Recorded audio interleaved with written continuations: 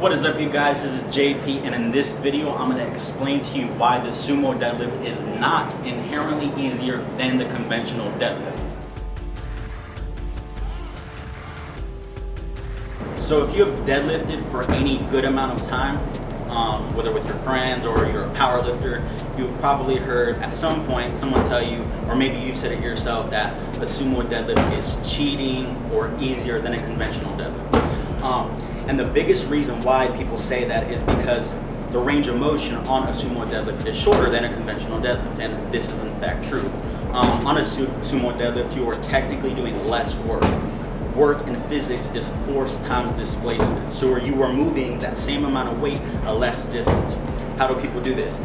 All they do is a conventional deadlift, their feet are closer, their hands are outside the bar. So to make the range of motion shorter, to make it a sumo deadlift, they go wider and their hands are on the inside of the bar. Now, you may be saying, well, you just said there's less work in a sumo deadlift, there's less range of motion. Why is it not easier? Well, it's not easier because when you're testing a 1 rep max attempt, you are really, if you rephrase the question of what a 1 rep max attempt is or a test, you are basically asking yourself, are you stronger than the weakest point of range of motion in that lift?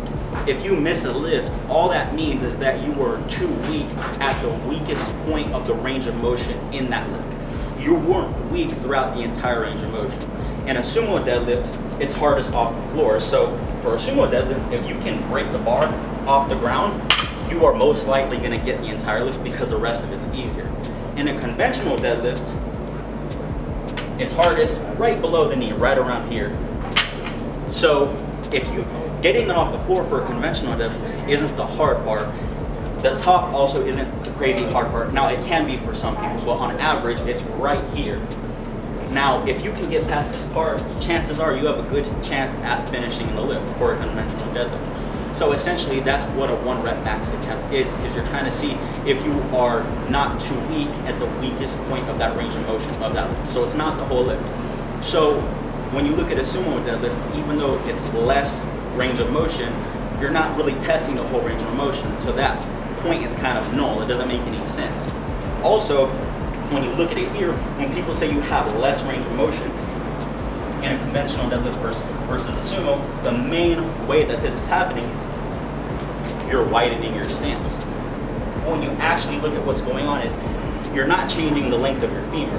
You're not doing that. Obviously, that's impossible. You can't do that. So you're not changing the length of the femur. So when you look at the moment arm here, nothing's actually changing. So the actual torque that's required at the hips is not changing between the two lifts. All you're doing is you're just abducting your legs. So the distance from your knee to your hips is staying the same, whether it's from here or whether you're abducting and you're doing a sumo here.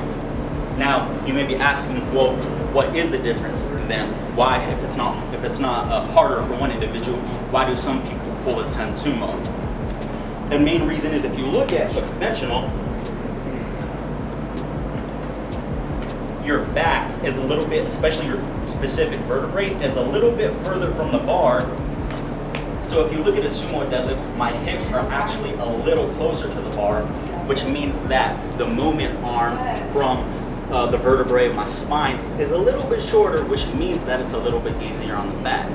So for a conventional deadlift, it's going to be harder on your back just biomechanically. If you understand biomechanics, it's going to be harder on your back regardless of what you do.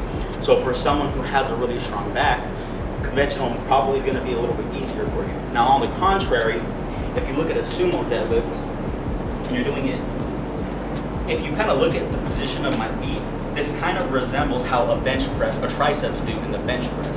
When you're doing a repetition, your quads work synergistically with your hip musculature to straighten out the leg, just like the triceps do on a barbell bench press. So, in essence, a sumo deadlift is actually going to be a little bit harder on your quads and a little bit easier on your back, whereas a conventional deadlift is going to be easier on your quads and harder on your back as well.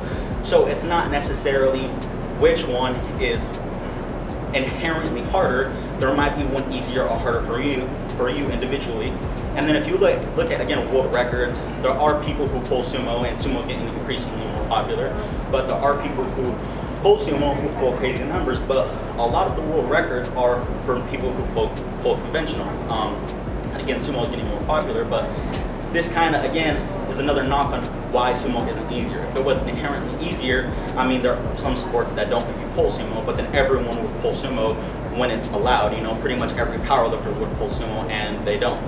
So again, so it's not really which one is inherently easier, it's which one's easier for you. For some people, sumo is going to be horrible. Like for me, I cannot pull more sumo than I can conventional. For some people, sumo is going to be just perfect for you.